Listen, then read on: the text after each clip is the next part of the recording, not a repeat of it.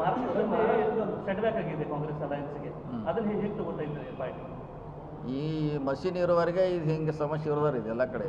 Machine ಎಲ್ಲಿವರೆಗೆ ಹೋಗ್ತೈತಿ ಅಲ್ಲಿವರೆಗೆ ಇದು ಗಿವ್ ಆ್ಯಂಡ್ ಟೇಕ್, ಒಂದು ನಮಗೆ ಕೊಟ್ಟರು ಒಂದು ದೊಡ್ಡದವ್ರು ತೊಗೊಂಡ್ರು, ಹಿಂಗಾಗಿ ಇರೋದೇ ಇದೆಲ್ಲ.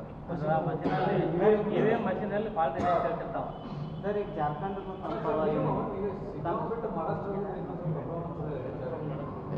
ಸಿಗ್ಗಾಂವ್ ನಮ್ಮ ಮುಖ್ಯ, ನಮ್ಮ ಸ್ಟೇಟ್ ಭಾಳ ಮುಖ್ಯ ಇತ್ತು. ಸಿಗ್ಗಾಂವ್ ಬಿಟ್ಟು ನಮ್ಗೆ ಭಾಳ ಮುಖ್ಯ ಇತ್ತು. ಸರ್ ಜಾರ್ಖಂಡ್ನು ತಾವು ಇದನ್ನು ನೋಡಿ ಕಾಂಗ್ರೆಸ್ಸಿಗೆ ಒಂದು ಗೆಲುವಿನ ಅದ್ರ ಕಡೆ ಯಾವ ರೀತಿ ನೋಡ್ತಾರೆ ನೋಡಿ? ಈಗಾಗಲೇ ಅದ್ರ ಬಗ್ಗೆ ಮಷಿನ್ ಬಗ್ಗೆ ಇಡೀ ರಾಷ್ಟ್ರ ತುಂಬ ಸಮಸ್ಯೆ ಇದೆ, ಅದ್ರ ಬಗ್ಗೆ ಡೌಟ್ಫುಲ್ ಇದೆ. ಅದು ಸರಿಯಾಗುವವರೆಗೆ ಇದು ಆರೋಪ ಅದ್ರ ಮ್ಯಾಗ ಇದ್ದೇ ಇರೋದು ಯಾವಾಗಲೂ.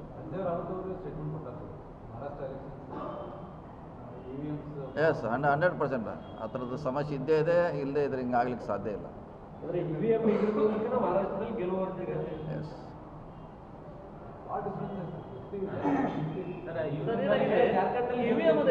ಯುಎಂ ಇಂಟರ್ಪ್ರಿಟೇಷನ್ ತಮ್ಮ ಕನ್ವೀನಿಯನ್ಸ್ ಪ್ರಕಾರ ಕಾಂಗ್ರೆಸ್ ಅವರು ಮಾಡ್ತಾರೆ ಅಂತ ಅಲಿಗೇಷನ್ ಬರ್ತಾ ಇದೆ.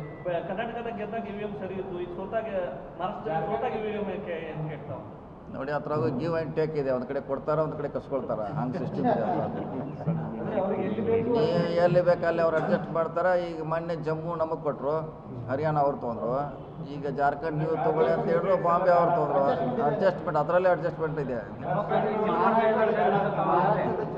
ಈಗ ಮಹಾರಾಷ್ಟ್ರದ ಗೆಲುವನ್ನು ಬಿಜೆಪಿಯ ಗೆಲುವನ್ನು ಅದಾನಿ ಅವ್ರ ಗೆಲುವು, ಅದಾನಿ ಅವ್ರ ದುಡ್ಡಿನ ಗೆಲುವು ಅಂತಂದು ಉಲ್ಲೇಖ ಮಾಡ್ತಾ ಇದ್ದಾರೆ ಸರ್, ಚರ್ಚೆ ಇಲ್ಲ, ಅದ್ರ ಬಗ್ಗೆ ನಮಗೆ ಗೊತ್ತಿಲ್ಲ, ಅದ್ರ ಬಗ್ಗೆ ನಾನು ಹೇಳಲ್ಲ, ನನಗೆ ಐಡಿಯಾ ಇಲ್ಲ ಅದ್ರ ಬಗ್ಗೆ.